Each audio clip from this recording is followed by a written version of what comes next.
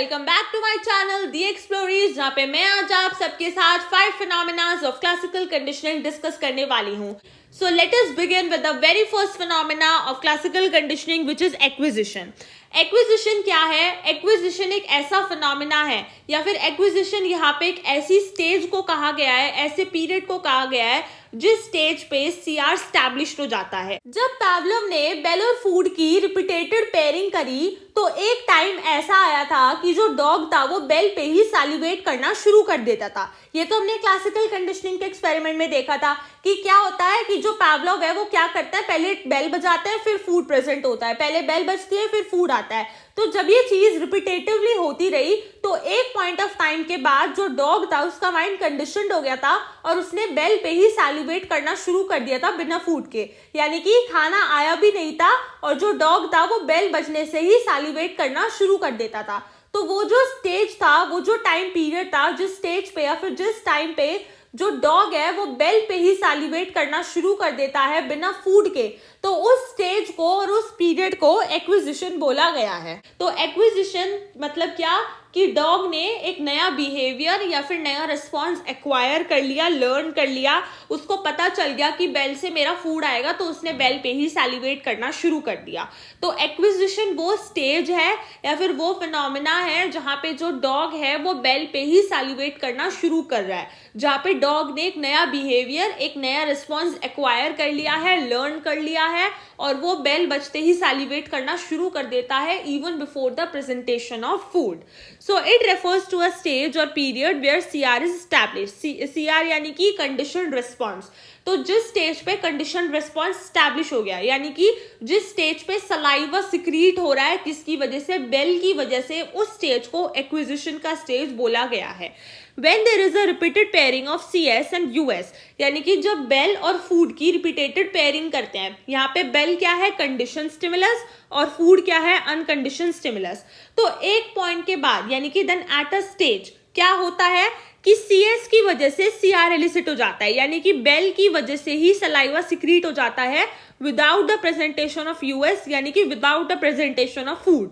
So it is known as acquisition और इसी stage को एक्विजिशन बोला गया है जिस स्टेज पे जो डॉग है वो बेल के बजने से ही सलाइवा सिक्रीट कर देता है even before the presentation of food. So in more simpler terms acquisition वो स्टेज है जिस स्टेज पे डॉग के माइंड की पूरी तरह से कंडीशनिंग हो चुकी है और अब उसका माइंड पूरी तरह से कंडीशनड हो गया है बेल से कि अगर बेल बजती है तो वो सैलिवेट करना शुरू कर देता है. सो एक्विजिशन वो स्टेज है जिस स्टेज पे जो डॉग है वो कंडीशनड रिस्पॉन्स दिखा रहा है कंडीशन स्टिमुलस की वजह से. Now there are two important components of acquisition. One is pairing schedule and the other is the temporal or time factor. First component or element of acquisition is pairing schedule. Pairing schedule means कि कैसे pairing की जा रही है CS और US की, यानी कि जो conditioned stimulus और unconditioned stimulus की pairing होती है उनको जब प्रेजेंट किया जाता है साथ साथ, तो उनकी पेयरिंग का स्केड्यूल कैसा है, कितनी बार उनको पेयर किया जा रहा है, कितनी बार उनको नहीं पेयर किया जा रहा है, कैसे उनको प्रेजेंट कर रहे हैं, कैसे नहीं कर रहे हैं. तो वो जो उनकी पेयरिंग का पूरा स्केड्यूल है उस स्केड्यूल को पेयरिंग स्केड्यूल बोला गया है. अब there are two types of pairing schedule, एक है कंटिन्यूअस पेयरिंग स्केड्यूल और एक है intermittent pairing schedule.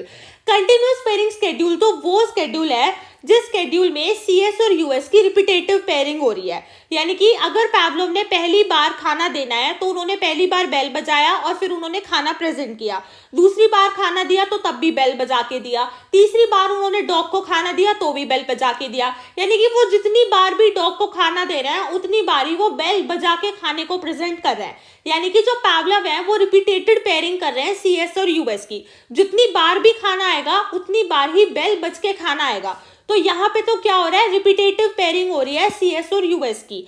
So this is the continuous pairing schedule. लेकिन इंटरमिटेंट पेयरिंग स्केड्यूल में जो पावलोव है वो CS और US की रिपीटेटेड पेयरिंग नहीं कर रहे हैं, यानी कि वो हर बार अगर खाना दे रहे हैं तो जरूरी नहीं है कि वो हर बार बेल बजा के खाना दे रहे हैं. मे बी उन्होंने एक बार बेल बजा के खाना दिया लेकिन नेक्स्ट टाइम अगली बार उन्होंने डॉग को बिना बेल बजाए खाना दिया और फिर उससे अगली बार उन्होंने फिर से बेल बजा के खाना दे दिया.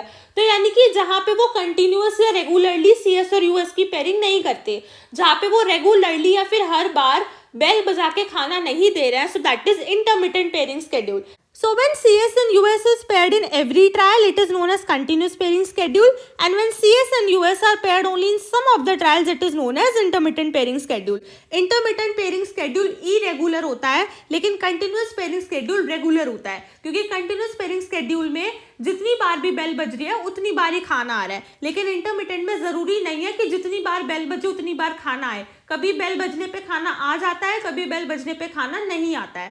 The next is the temporal or time factor. Temporal or time factor means कि कितना टाइम पीरियड या फिर कितना गैप होना चाहिए बिटवीन CS एंड US, यानी कि बेल बजने के कितनी देर बाद खाना आ रहा है. So that is temporal or time factor. There should be optimum time interval between the presentation of CS and US, usually of 0.5 seconds. तो ये कह रहे हैं कि बेल और फूड के बीच का जो टाइम पीरियड है, टाइम इंटरवल है, वो 0.5 सेकेंड्स का होना चाहिए. यानी कि जब बेल बजी तो उसके बजने के 0.5 सेकेंड्स बाद खाना आ जाना चाहिए, जिससे कि एक एसोसिएशन बना रहे बिटवीन CS एंड US. यानी कि अगर तुमने बेल तो बजा दी सुबह, लेकिन खाना तुमने दिया दिन में, तो ऐसे डॉग का माइंड तो कंडीशन होगा ही नहीं. उसे कैसे पता चलेगा कि बेल और फूड का कोई लिंक है, कोई एसोसिएशन है, कोई कनेक्शन या कोई रिलेशनशिप है. तो इसीलिए बेल बजने के कितने टाइम बाद खाना आ रहा है, दैट इज टेम्पोरल और टाइम फैक्टर. और वो जो टाइम पीरियड है बेल के बाद फूड आने का, वो एक ऑप्टिमम टाइम पीरियड होना चाहिए और यूजुअली वो 0.5 सेकेंड्स का होना चाहिए. So the next phenomena of classical conditioning is extinction. Extinction means क्या कि किसी भी चीज का खत्म हो जाना, डिसअपियर हो जाना, चले जाना, रिड्यूस हो जाना. यहाँ पे किस चीज के एक्सटिंक्शन की बात हो रही है, क्या एक्सटिंक्ट हो रहा है? यहाँ पे बात हो रही है बिहेवियर के एक्सटिंक्ट होने की. किसका बिहेवियर एक्सटिंक्ट हो रहा है? डॉग का बिहेवियर एक्सटिंक्ट हो रहा है. जब पावलोव ने रिपीटेटिव पेयरिंग करी थी बेल और फूड की, यानी कि जब पावलोव डेली बेल बजाते थे और बेल से फूड प्रेजेंट करते थे, तो थोड़े टाइम बाद जो डॉग था उसके माइंड की कंडीशनिंग हो गई थी कि बेल से मेरा फूड आता है. तो थोड़े टाइम बाद जो डॉग था वो बेल पे ही सैलिवेट करना शुरू कर देता था. बेल बजते ही डॉग की लाट टपकनी शुरू हो जाती थी. खाना आता भी नहीं था, लेकिन बेल पे ही वो सैलिवेट करना शुरू कर देता था, क्योंकि उसे एक होप रहती थी, एक एक्सपेक्टेशन रहती थी कि अगर बेल बजी है तो मेरा फूड आएगा ही आएगा, क्योंकि उसके माइंड की पूरी तरह से कंडीशनिंग हो चुकी थी. लेकिन अब जो पावलोव है ना, उन्होंने खाना देना बंद कर दिया. यानी कि वो बेल तो बजाते थे, लेकिन बेल बजाने के बाद वो खाना नहीं देते थे. बेल बजा के रुक जाते थे और खाना आता ही नहीं था. तो डॉग ने पहले तो शुरुआत के दिनों में सैलिवेट करा बेल पे, क्योंकि उसे लगता था कि बेल बजी है तो कोई नहीं, कल नहीं आया तो आज तो आएगा ही खाना. तो वो डेली सैलिवेट करता था बेल बजने पे. लेकिन जो पावलोव थे वो खाना देते ही नहीं थे बेल बजने पे.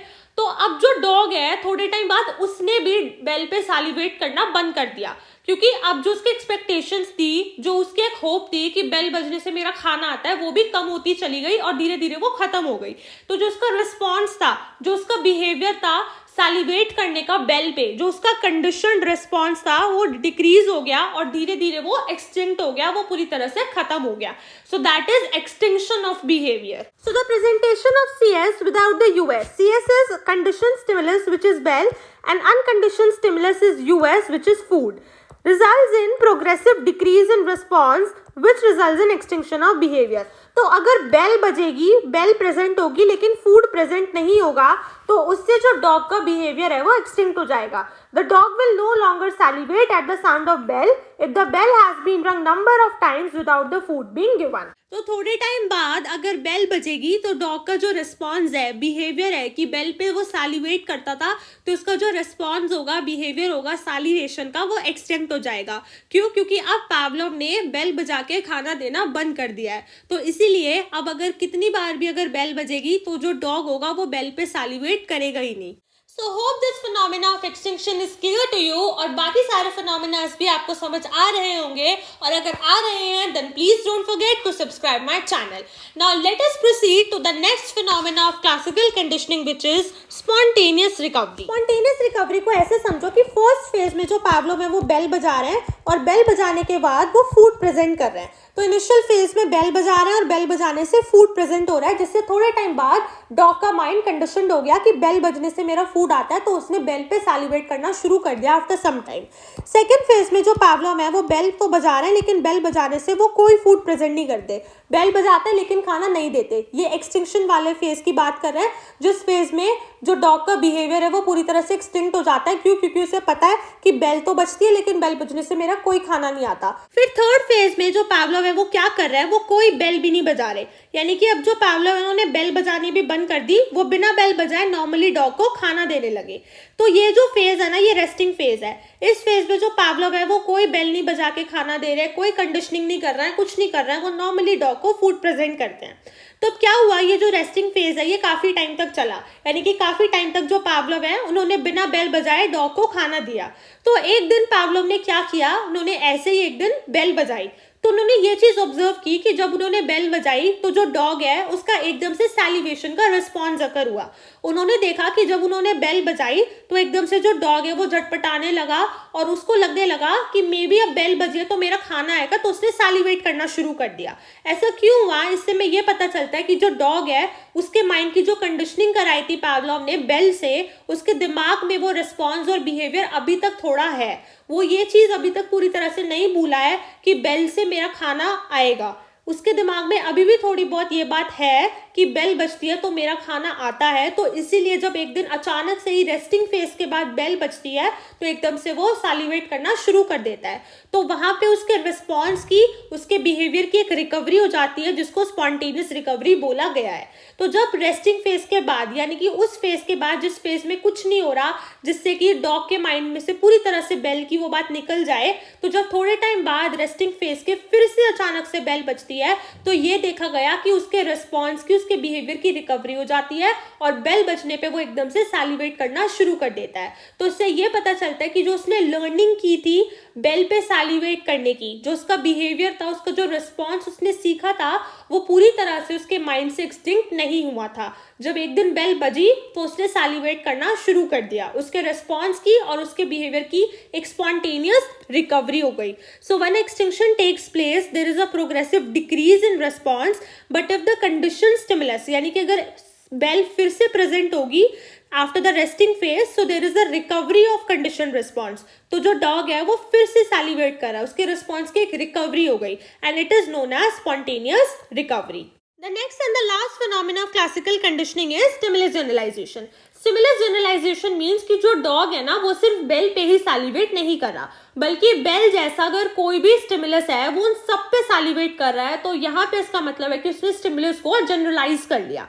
अगर बेल बजाई तो भी डॉग ने सैलिवेट किया, अगर बेल जैसा कोई और म्यूजिक या कोई और साउंड बजा दिया या फिर कोई और चीज बजाई जो बिल्कुल बेल जैसी लग रही है, तो अगर वो उन सब पे सैलिवेट कर रहा है तो इसका मतलब ये है कि उसने स्टिमुलस को जनरलाइज कर लिया है। तो जब कोई ऑर्गेनिज्म, कोई इंडिविजुअल या फिर कोई एनिमल सिर्फ एक एग्जैक्ट स्टिमुलस पे रिस्पॉन्ड नहीं करता जिससे उसको इंट्रोड्यूस कराते हैं, बल्कि उन सारे स्टिमुलस पे भी रिस्पॉन्ड करता है जो एग्जैक्ट स्टिमुलस की तरह होते हैं, दिखते हैं, लगते हैं, तो उसको स्टिमुलस जनरलाइजेशन बोलते हैं। So when an organism does not only respond to exact condition stimulus but also to the different stimulus similar to the condition stimulus, it is known as stimulus generalisation. यानी कि dog ने सिर्फ bell पे ही सैलिवेट नहीं किया है, बल्कि bell जैसी अगर कोई और आवाज है, कोई और चीज भी अगर बज रही है जो बिल्कुल बेल की तरह लग रही है, अगर वो उन सब पे भी सैलिवेट कर रहा है तो वहां पे उसने स्टिमुलस को जनरलाइज कर लिया है, and it is known as stimulus generalisation. इसको हम लिटिल एल्बर्ट के एक्सपेरिमेंट से भी समझ सकते हैं, जिस एक्सपेरिमेंट में जो लिटिल एल्बर्ट है उसका माइंड कंडीशन कराया गया था सिर्फ व्हाइट फरी रैट को लेके, लेकिन जो लिटिल एल्बर्ट है वो सारे व्हाइट फरी ऑब्जेक्ट्स को लेकर डरने लगा था। क्यों? क्योंकि उसको ये लगता था कि सारे व्हाइट फरी ऑब्जेक्ट से एक ही जैसी आवाज आएगी, अगर वो किसी भी व्हाइट फरी ऑब्जेक्ट के पास जाएगा तो ऐसी ही लाउड बैंग जैसी आवाज आएगी। तो उसने भी स्टिमुलस को जनरलाइज कर लिया था कि सारे व्हाइट फरी ऑब्जेक्ट्स एक ही जैसे होते हैं और वो सारे व्हाइट फरी ऑब्जेक्ट से दूर रहने लगा था। इस एक्सपेरिमेंट को मैंने बहुत अच्छे से एक वीडियो में समझाया है, आई बटन पे जाके वो वीडियो अच्छे से देख सकते हैं। और ऐसे ही क्लासिकल कंडीशनिंग के एक्सपेरिमेंट में जो डॉग है उसने भी स्टिमुलस को जनरलाइज किया था। अगर एक्चुअली में एग्जैक्टली बेल नहीं भी बज रही होती थी और बेल जैसी कोई और आवाज या कोई और साउंड, कोई और म्यूजिक, कोई और इंस्ट्रूमेंट बज रहा होता था जो बिल्कुल बेल जैसा लगता था, जो एग्जैक्ट बेल नहीं होती थी, तो भी डॉग सैलिवेट करता था क्योंकि उसे ये लगता था कि ये भी बेल जैसी है, ये बेल ही बज रही है, क्योंकि उसने स्टिमुलस को जनरलाइज कर लिया था। So that is how the stimulus generalisation takes place. So these are the 4 important phenomena of classical conditioning. So hope you like this video. Please like, comment and share and subscribe to my channel.